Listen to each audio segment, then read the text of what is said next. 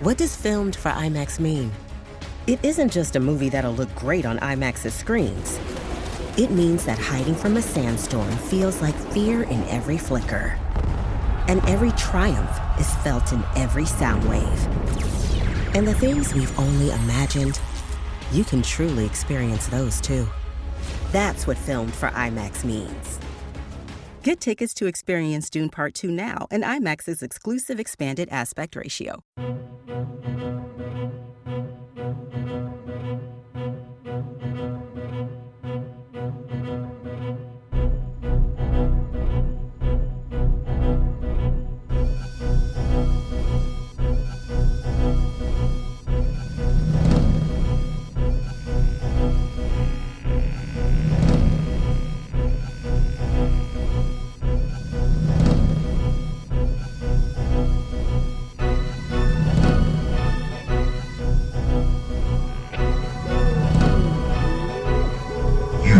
Entering the world of Crisis on Infinite Films, brought to you by All Too Real 2 Podcast.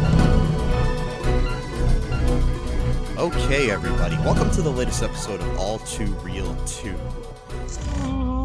My name is Michael E. Cullen II, and with me, as always, is Matthew the Human Torch, Sue Storm, The Thing, Mr.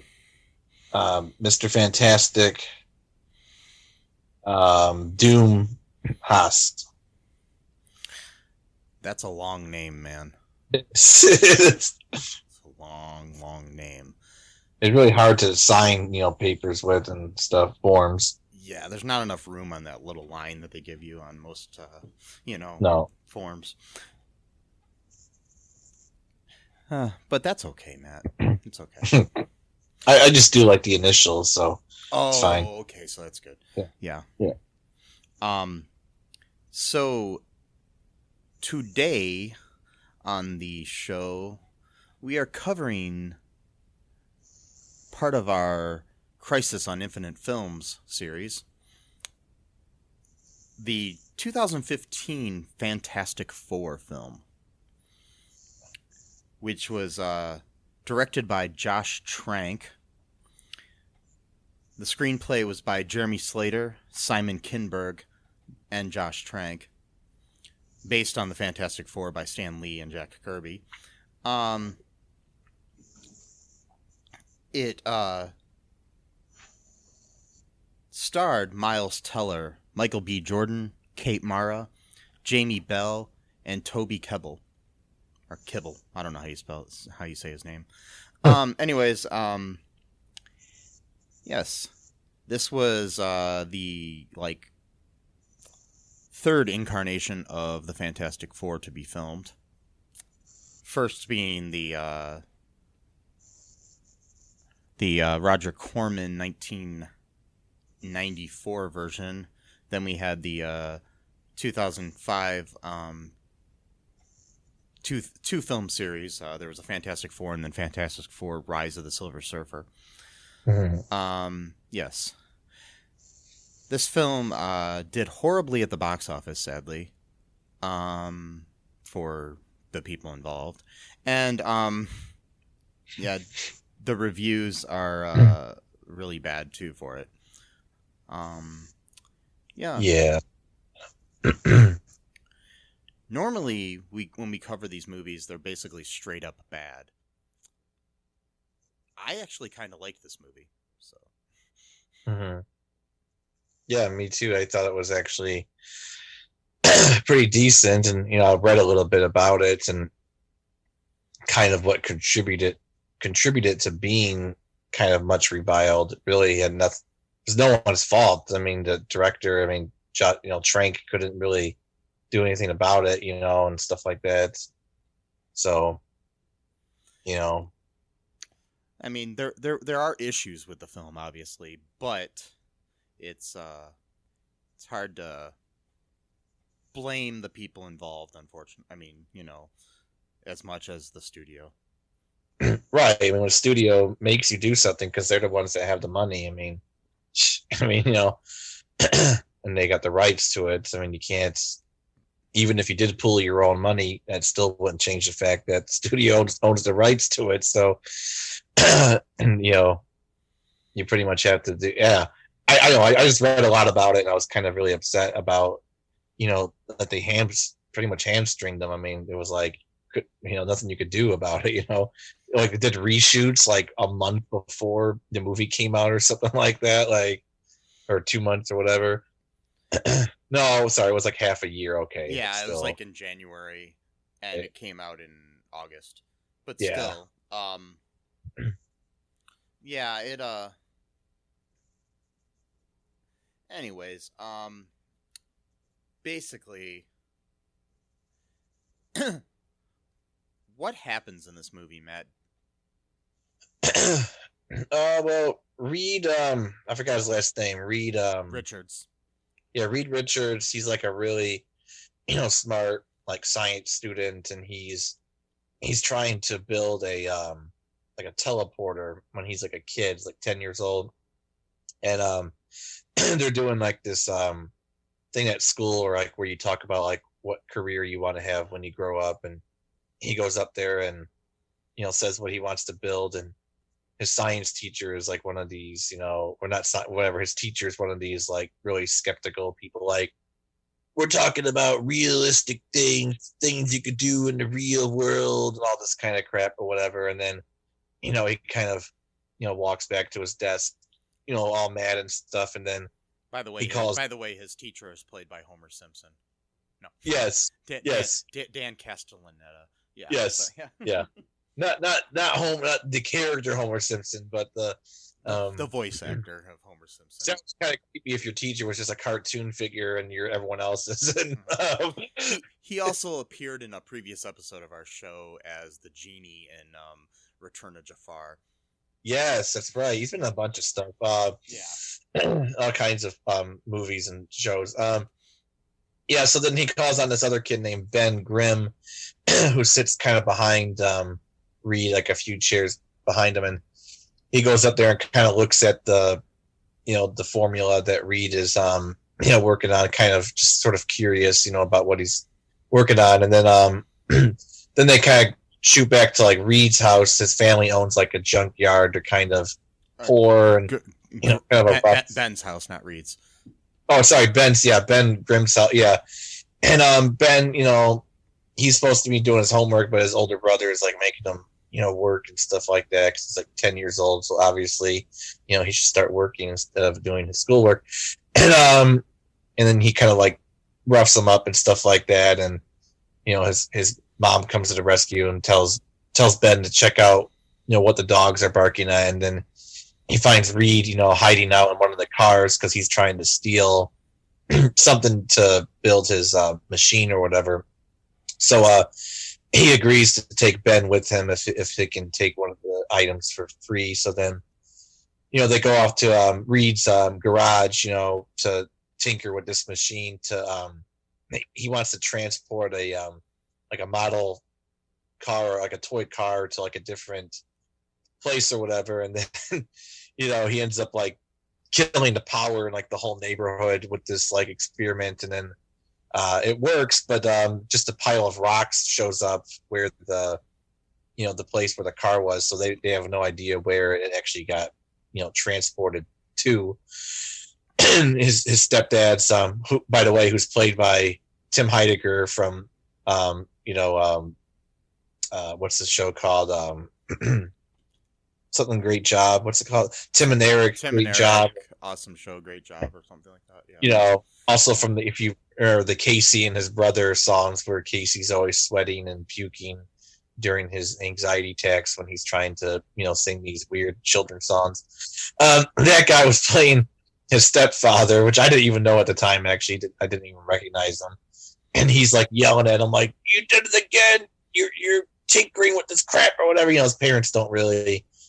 He's kind of one of these kids who's like, like he doesn't have a horrible family life. It's not like there's abuse going on and stuff, but it's like he's one of those kids where it's like he's just like smarter than this whole family, basically, and no one really can understand what he's talking about, type of thing. So he's kind of really alienated that way. So like Ben basically becomes like his only friend for the next 8 years or so, and is always kind of just working with him on his projects or whatever. And then like finally, like 8 years later, when they're like in seniors in high school, they show off their invention, during like the science fair or whatever. And Franklin Storm shows up. He's like he kind of works for like this what would you call it, like organization, like for like up and coming scientists or like Yeah, something like that. Yeah, the Baxter Academy. yeah, there we go. Cool name. Yeah, in the comic books, the headquarters of the Fantastic Four is the Baxter Building. Okay. So that's probably where they, got that, obviously. Right. And the thing works, but his teacher is still just being a complete asshole for whatever reason. He just doesn't like Reed. They don't really explain why. But I've had teachers like that for whatever reason, just single out certain students for God knows what reason, and just they don't like him for whatever reason. And he failed him, even though clearly it was a success. Like I'm thinking, like, how could you not be like that's what I don't get about this. Like clearly it worked. It teleported the thing somewhere. You would think that alone would be seen as a success. Like the fact that something physical was there and then it disappeared. I mean, even if it was a magic trick as he claimed, it was still more impressive than like anything else I think at the fair, probably. Right. So yeah. Like I didn't even get that, where it's like, okay, like Mr. like what world do we live in here where apparently everything is like so advanced that like to you that's just nothing, like, oh yeah, big deal, whatever. And then that's when Dr. Franklin Storm shows up with his daughter Sue Storm, and then basically invites him to work at like this really expensive lab and stuff like that, to work on like this quantum whatever it's called. I don't remember the exact name. It's basically to get access to like a different dimension, essentially. It's a quantum gate. There you go. Yeah. Mm-hmm. And no, I'll pass the ball to you in a second. And then he goes to move in. Ben basically, at this point in the movie, it looks like Ben's going to be the Ben Affleck character. And Good Will Hunting, where it's like, the smart guy's friend that like, isn't going anywhere in life or whatever type of thing, and he just kind of gives him like a Swiss Army knife as sort of like his goodbye present. And yeah, Reed's like, well, we're still going to talk to each other and blah, blah, blah. He's like, no, it's, this is your new life now and home or whatever, that he gets to work on his, on the project. And then now I'm going to pass the ball to you now. So they recruit Victor Von Doom, who is the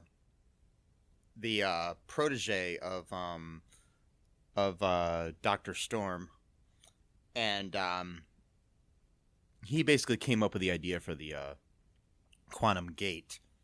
And at the same time, Reed came up with this similar idea. And so they create this group of people to try to finish the idea. And then we have a scene where Johnny Storm, played by Michael B. Jordan, is racing in a car,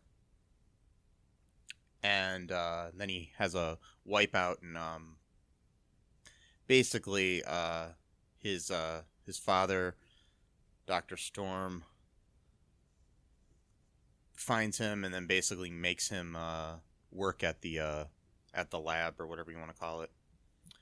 And so he helps out with the experiment and everything, with the quantum gate. So the experiment ends up being successful. Before, we also have like a little at one point we had a little meet cute between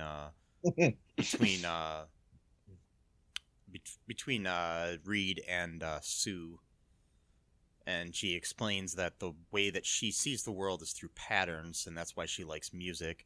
And she was listening to Portishead, which is good because I love Portishead. Anyways, Yeah, they're so, yeah. great band.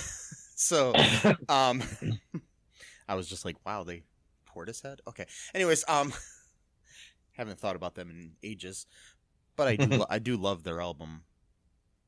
The one album I have of theirs. I don't know. I'm sure there's more. But anyways, the one that was really popular.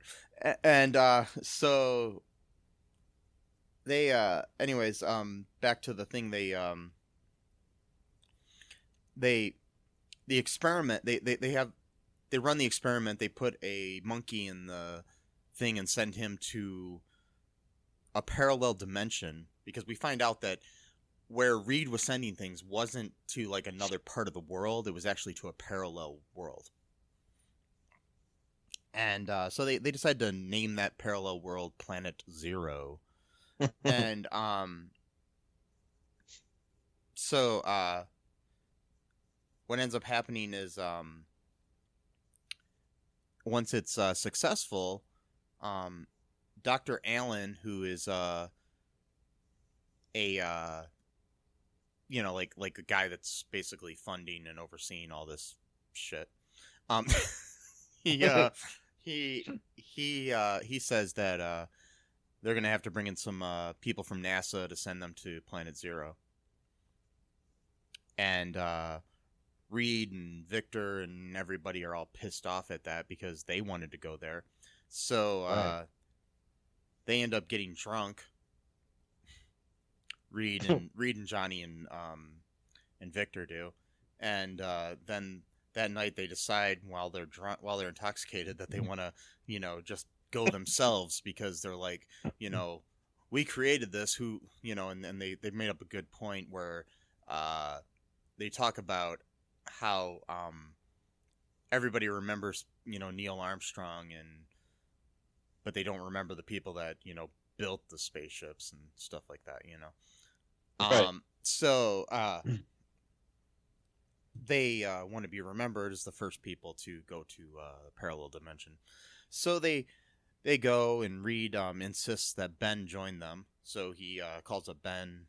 Ben comes by, and then they travel to Planet Zero. Things are kind of all messed up when they get there. Sue notices that they're doing this. She gets an alert on her computer. She goes and tries to stop it, but can't. And then while they're there in Planet Zero, they notice this like green energy stuff, for lack of a better word. Mm-hmm. And what ends up happening is they all get kind of infected by this shit and gain superpowers. While they're trying to escape the planet, though, Victor falls into the pit of the green shit. I like that, the green shit. That's a phrase I never thought I'd say. He falls into the pit of the green shit, and That's a scientific term, by the way. The yes. green shit. So while so they end up having to leave Victor behind, and they come back, and when they come back, there's like a big explosion and shit, and Sue gets infected too. Sue becomes invisible as her power, or the ability to become invisible. Yeah. After they end up giving them these super suits to help things, but Sue ends up becoming the Invisible Woman. Reed becomes Mr. Fantastic, who can basically stretch his body in all over the place, and unfortunately Ben becomes the Thing, so he's like a big rock guy. Mm-hmm. Which anybody would know if they've ever read the Fantastic Four, but I'm just right. Kind of repeating this. And then Johnny becomes the Human Torch, so he basically can fly and spit fire and out of his hands and shoot and becomes like a big fire dude. Yeah, kind of like Firestorm from DC, but just one person, not. Yeah, that too. Can I ask a question really quick? Sure. Okay, when I was watching it, it only seems like Johnny and Ben's powers are the only ones that make sense, because like rocks were like flying in to Ben's whatever you call it, the machine, or I don't know what you call it, the device to get him back, like the car or whatever, and flames, like fire was going into Johnny, so that makes sense because like that like got infused to their body. But what happened to Sue to make her invisible, and what happened to Reed to be all stretchy and stuff? Who the hell knows? Okay, I was just wondering if something happened, because like I saw like flames going into Because Johnny, like because in the comics they get changed a different way. They're trying to travel to another planet, not another dimension, Okay. and Okay. it's completely different. So no problem. I was just wondering if I missed something when I was watching it doesn't really make sense. I don't think there is any logic behind it. I think it's just Okay. that, like anything, it's like, why did Bruce Banner turn into the Incredible Hulk when he got shot with some gamma rays? Right. I mean, at least Yeah. Spider-Man kind of makes sense, but he got bit by a spider. But Yep. yeah, I don't know. It's comic books. Yeah. It's got its own logic, and Pretty much.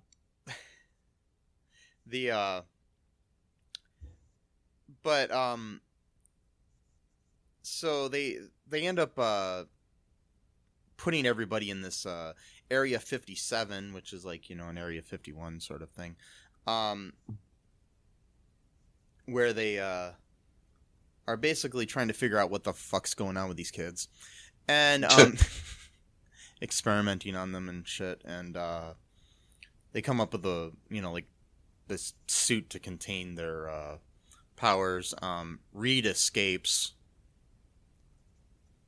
and then like a year later we find out Ben's been working for the government as the Thing, and has killed a bunch of people. I just want to emphasize that he's killed a bunch of people. Yep. Yep.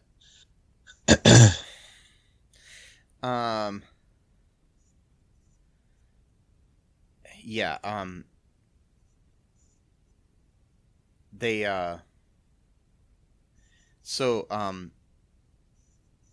basically, Reed's been hiding in Central America. He is eventually found by the United States military with Sue's help. She ends up basically figuring out the patterns or some bullshit to figure out how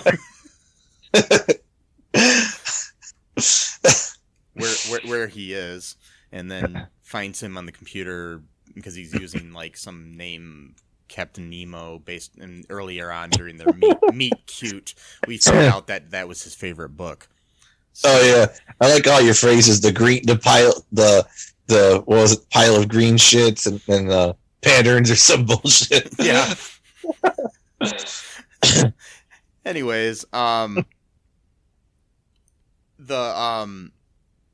they find him in Central America where he's been hiding out and literally being able to change his face and somehow his voice too, where he becomes like a Spanish dude. Yeah. So we have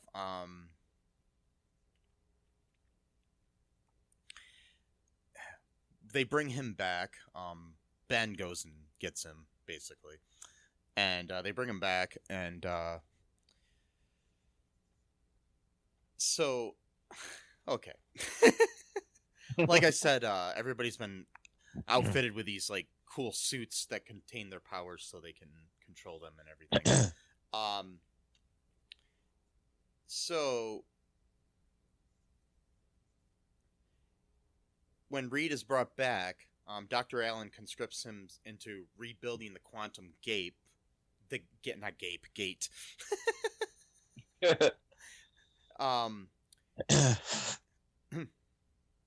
in exchange for giving Reed the resources to find a cure for their abilities.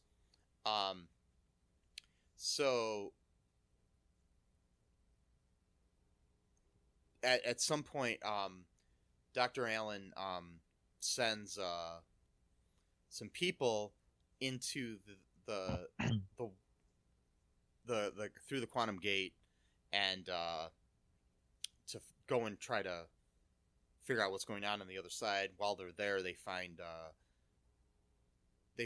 Victor, who is now been fused with his spacesuit and possesses telekinetic abilities. And they bring him back to Earth.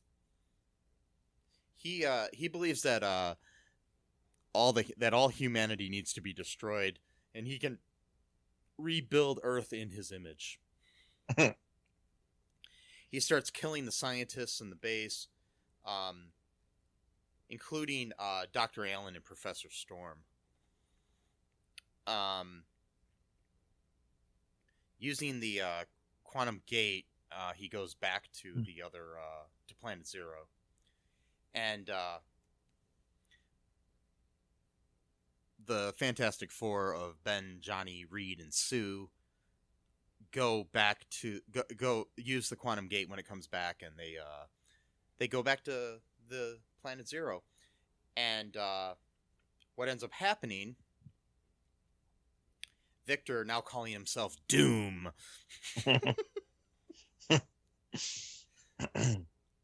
in what is the worst part of the whole movie, in my opinion. I think that he is the worst Doctor Doom I've ever seen on film. Yeah. They only gave him like 10 minutes to be a villain, so it's not like... Yeah.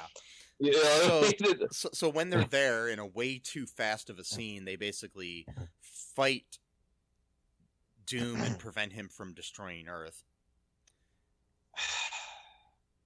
Yeah. In what is the most rushed end of a movie I've ever seen.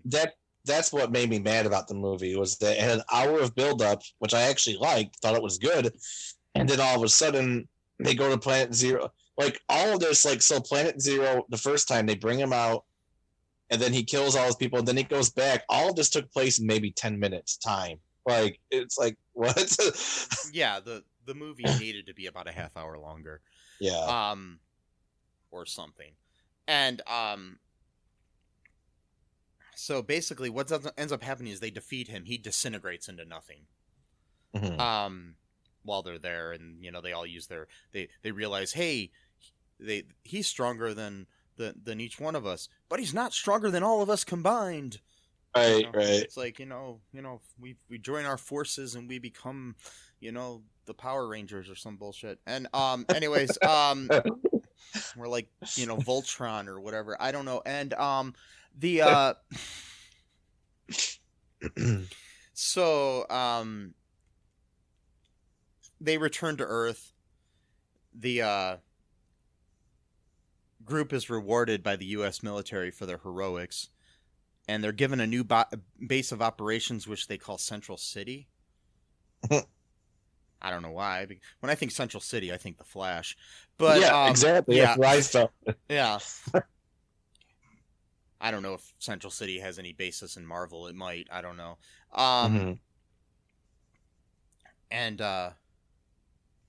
they decide to help people use their abilities, and they take on the mantle of the Fantastic Four after there's like these little jabs at each other for no reason whatsoever while they're trying to figure out the fucking name of the group that they're called. And for some odd reason, Ben Grimm and Johnny Storm are like being assholes to each other, and I don't even understand why.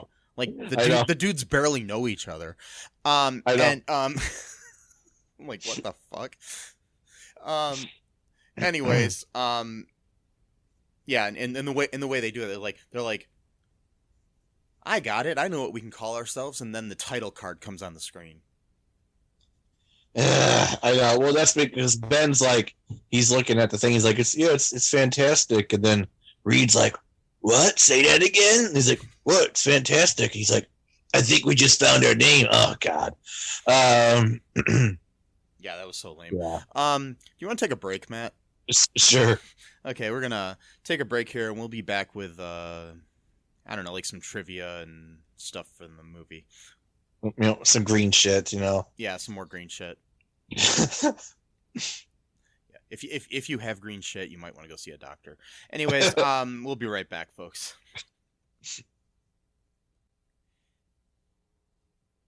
And like a human torch, we are back. Yep. I'm ready to take on this thing. Oh, it's going fantastically. Yes. It came about so fast I didn't even see it. It was like it was invisible. Yeah, I know. And then after it was done, I had a really powerful sense of doom. Yes, indeed. Okay, so here's some trivia from the Internet Movie Database about this film. Ready for this, Matt? Yeah, sure. Okay. Stan Lee declined to make a cameo in the film. Ooh, that's a slap in the face right there. Yeah. In a quickly deleted tweet from August 6th, 2015, the director Josh Trank said, "A year ago I had a fantastic version of this, and it would have received great reviews. You'll probably never see it. That's reality, though. After seeing this version, the studio mandated heavy reshoots."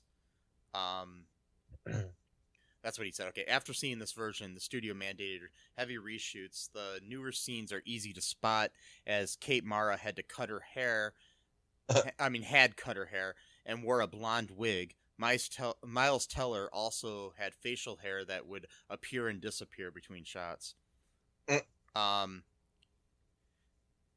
Kate Mara noted that she hadn't seen the movie a month after it's released and has been very unwilling to watch it due to the intensely negative reception. Marvel wasn't fond of the direction the film was going and made mention of it in a Marvel comic. The Punisher #12 has the Fantastic Four in the likeness of the cast members of this film get taken down in an explosion.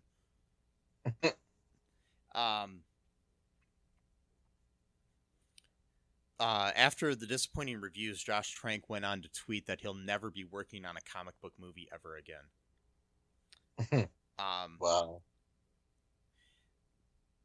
The garage that Reed is working in as a child is the same garage in which Biff keeps his car in Back to the Future Part 2. Interesting. The characters of this film would have reverted back to Marvel if the film was delayed beyond 2015.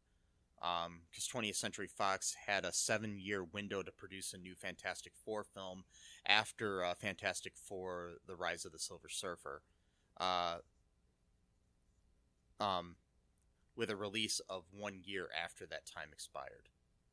So, yeah, that was in 2007 that Fantastic Four: Rise of the Silver Surfer came out. Josh Trank had envisioned his movie of being about 2 hours and 20 minutes long. The studio cut that down to an hour and 40 minutes that we got, and that's probably why it feels so rushed. Yeah. After Trank finalized his version of the film in 2014, the studio was dissatisfied and didn't like the director's work. Fox demanded reshoots, which took place in early 2015, mainly due to creative differences and the fact that the studio thought his version of the film was too violent. Okay. Yeah. Mads Mikkelsen auditioned for the role of Dr. Doom, but walked out from his audition. I don't know why he would have been. He seems way too old to be that. Anyways, Kate Mara. But then again, these people are playing teenagers, and they're like 20 years old. I mean, 10 years older than what that they were supposed to be at the time. So, Kate Mara had initially wanted to read Fantastic Four comic books to prepare for her role as Sue Storm, But the filmmakers explained to the cast that it was unnecessary as the film was an original story, not based directly on the comics. Josh Trank reportedly wanted Allison Williams for the role of Sue Storm, but Fox overruled him in favor of Kate Mara. The promotional posters for the film depict a city in shambles from destruction, implying an action sequence set in the city, with the Fantastic Four. Nothing of the sort ever happened in the film.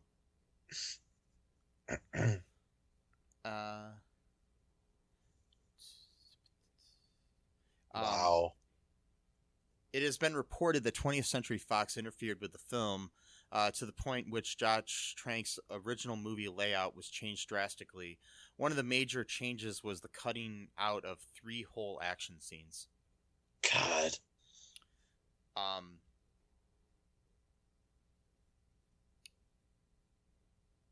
At least Jamie Bell and Kate Mara got something out of the film, who played the Thing and the Invisible Woman, or Invisible Girl, or whatever. They married in 2017. Oh, wow. Yeah.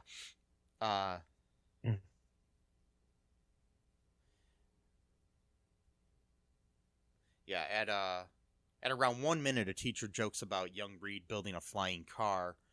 In the comics, Reed Richards constructed the Fantastic Car, which is a flying car that served as the Fantastic Four's personal vehicle. There are actually, I saw online, there are shots of them using the Fantastic Car, which were completely, that they were shot and they were completely cut out of the movie.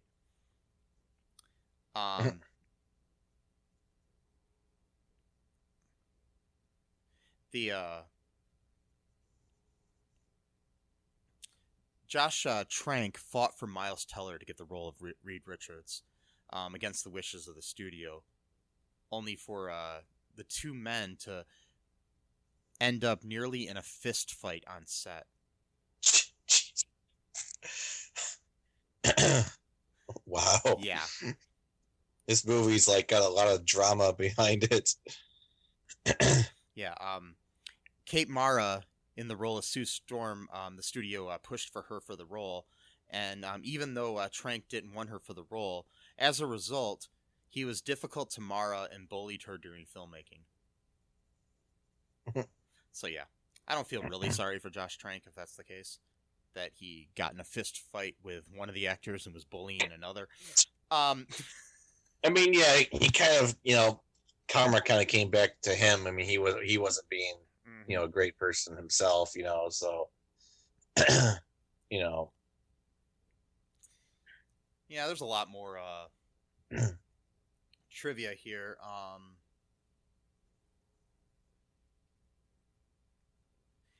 Former Fox CEO Rupert Murdoch expressed distaste for the movie, solely blaming it for one of Fox fiscal quarters earning hundreds of millions lower than their expectations.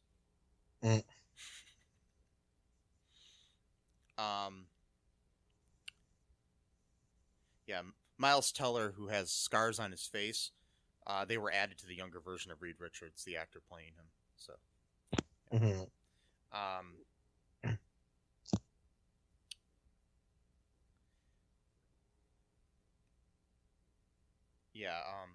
there's way too many. There's some. Here we go. Okay, here. Central City was the team's locale in Marvel's Fantastic Four #1. Nowadays, it's more widely known as the home of DC Comics hero The Flash. Okay, yeah, I was wondering. Yeah, so I guess, it's the term Central City is kind of generic anyways, so, Yeah, I mean, because I know, in DC, they got Hub City, they've got Central City, they've got Starling City, kind of also, too... Metropolis and Gotham. Right. Also, too, did you mention the part yet about the whole controversy about how Sue and Johnny could be siblings when one is black and the other's white? Oh, no, I haven't. Okay. You can go ahead and mention that. Okay, well, I read something earlier that he actually wanted Sue Storm to be black, so the whole family would be black. But I guess like the studio didn't want that or whatever. So then that's what made it that they were like she was like adopted, or well, they didn't even say that in the movie, which they did. Oh, they did. Okay, all right. Yeah, because she was from Kosovo. Okay, yeah, that's right. Yeah, they yeah, I mean, I had read that, it's like they said they didn't want to cast they needed star power, so they wanted Kate Mara in there, who was kind of known from TV at that point, but not really well known. Yeah, I mean, her sister was more well known at that time, Rooney Mara, but from Social Network and other things. Yeah, but yeah, they wanted some star power, but my thing is are you to make us believe that there's not a single African American or black woman actress with star power? right. That just doesn't make sense. Anyways, yeah. Yeah. Yeah, basically, yeah. Michael B. Jordan described the story as a bunch of kids that had an accident and have disabilities now that they have to cope with, and try to find a life afterwards. That's great.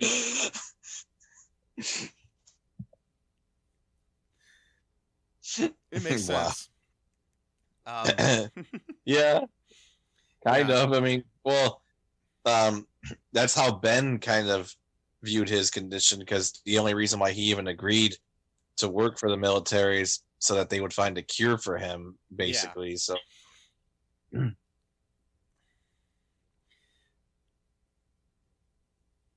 yeah, I don't know. I mean, I can understand the people being pissed off at it for being too dark or something, or being too rushed at the end. I understand why people didn't like the movie, but yeah, like you were saying, there was a lot of backlash. I remember back when this came out about Michael B. Jordan as Johnny Storm, and I'm like, why? Yeah. It's like, shouldn't matter the color of his skin. He's a great actor. Well, so. I remember the argument that some of the people that thought that they were being clever were saying what they were really saying was that they didn't want to see a black person as a superhero, but so they were trying to couch it in terms of, oh, well, I want to see black superheroes who actually are black in the comics and make movies about those characters, which that was just what they were saying. Their real intention was that they didn't want to see, so like, I want to see those characters. I'm like, oh, the characters that you just looked up on Google right now that you didn't know existed until this argument on Facebook happened or whatever, I mean, I'm sorry, that's probably what it was. Look up black superhero characters. Okay, that is a good one. Yeah, I want to see this movie at this random character that has like 3 issues. Like, okay, really? It's like, I mean, I understand the point of like, let's create new characters that are black, but still, it's like, or let's do movies about characters that are. But the studio, 20th Century Fox, didn't have the rights to any of those characters.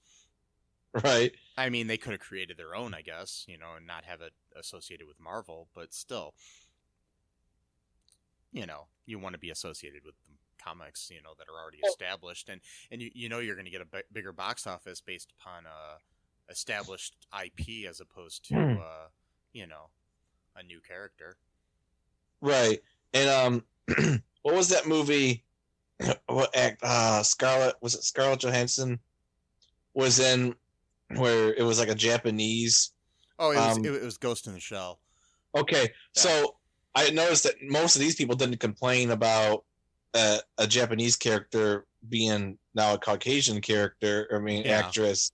So that's interesting that all of a sudden the races can be switched that way, but then it's like the end of the world if Johnny Storm's black, So I thought that was kind of interesting. I did find it funny on the last episode of 2020 of SNL, where they had the jokes shared between Colin Jost and Michael Che. Oh They God! give each other, and they were talking about how Scott Stapp is playing playing Frank Sinatra in an upcoming movie, and then Colin Jost had to say, "But that's okay because Sammy Davis Jr. is being played by Scarlett Johansson." Wow. which is hilarious on several levels because that's his wife.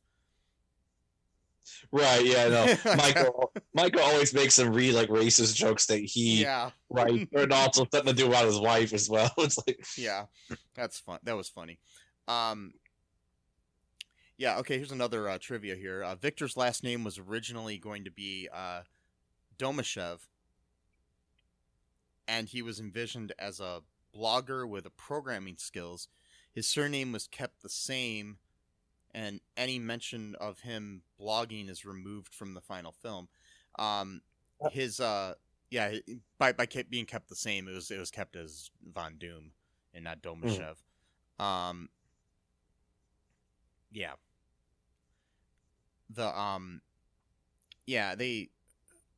There's other things too. Like there's a few other goofs in the movie that I thought was interesting. Like they had on the screen and they were trying to say that Ben was born in 1986. Yet the movie begins originally in 2007. right. And if that was the case, and he was still in high school in 2015, the dude's really stupid.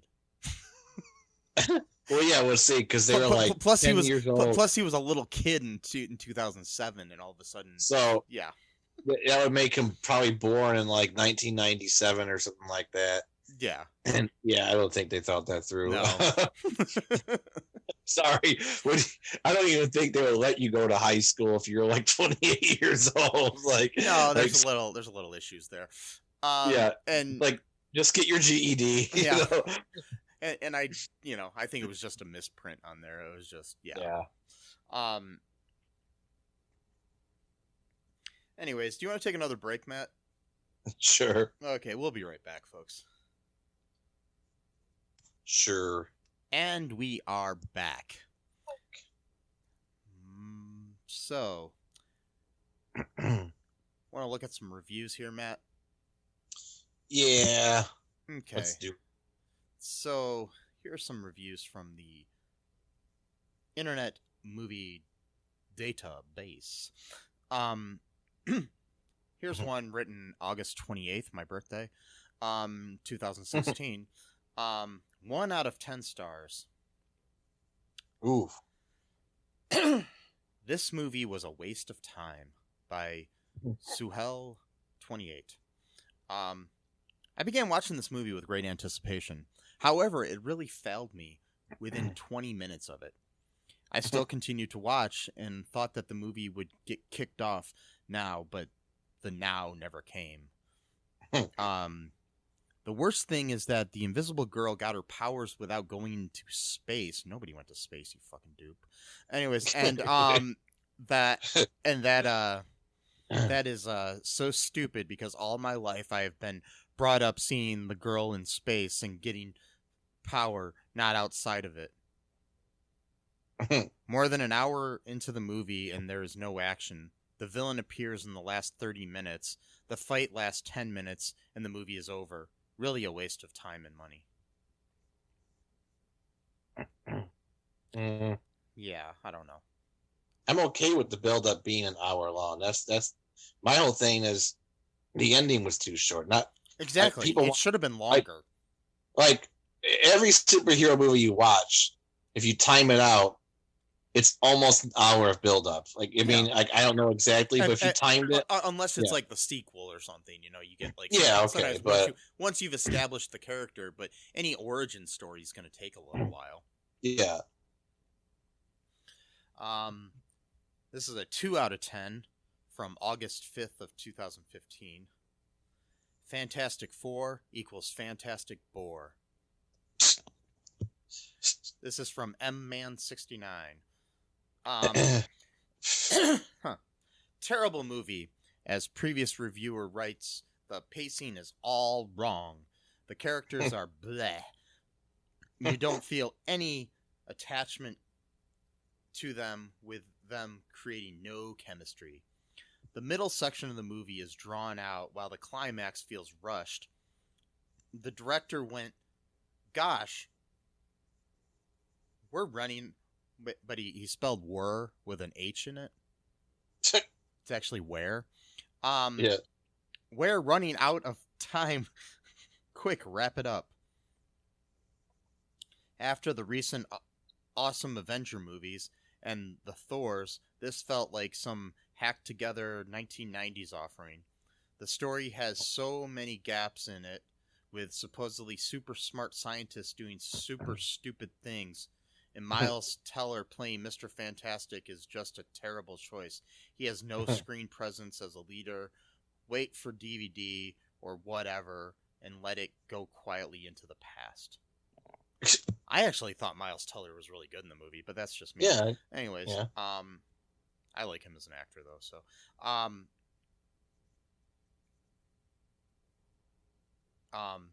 here's another one out of 10. It's called That's All ? This was written in December of 2018 from G. Charles 01612. Here's the whole review. I was waiting for something to happen, and then the movie was over. Yeah. Try to find a good review here, which might be kind of hard to do.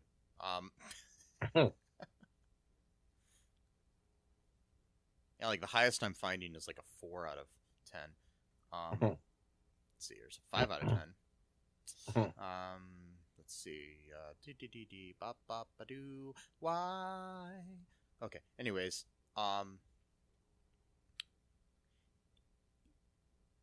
yeah, I'm seeing that 4s and 5s are about the highest that this thing gets. Wow.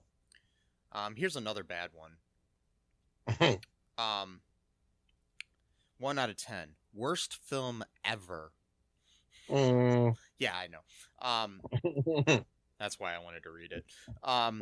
This is from Why Cheryl Whip 9647068. Written August 9th of 2015. Over the last few years, Marvel have been rebooting films quicker than we can blink, which is either because they need to keep the rights to the film and are desperate, or because they want to tie it into their universe. By the way, they spelt their, THERE. Let's start with there, again spelled wrong. Recent ones, The Amazing Spider-Man, which first one was good, but second one was awful. It's funny because these are all made by different studios, but we're not gonna. Okay, we'll get. Was as awful as Spider-Man 3 with Venom. DC rebooted Batman with Christopher Nolan and made one of the best trilogy films you will ever find. DC showed Marvel how to do it correctly, so you would think with the Fantastic Four reboot it would be worth a watch. Wrong. Avoid at all costs. All in capital letters. This reboot is embarrassing and makes no sense at all, to the point DC are probably rolling around in their office laughing. From start to finish, it's just cringeworthy. There is nothing good or interesting about this film at all. If you want to watch a proper reboot, watch Batman Begins. Okay, this just sounds like a DC fanboy. Yeah. Who doesn't even understand the fact that the Spider-Man movies were made by Sony and the Fantastic Four movies were made by 20th Century Fox, and Marvel made the other movies. So, yeah. Anyways, it looks pretty much like most of these reviews are 1 out of 10. Wow. Yeah, of the like 869 that are on. Wow. Yeah. Yeah. Wild. That's wild. Anyways, final questions here, Matt. Yeah. What was your favorite part of the movie? I like the when they first went into Planet Zero, like before all the bad stuff happened, like when they're just kind of like looking at the whole landscape and stuff like that. Mm-hmm.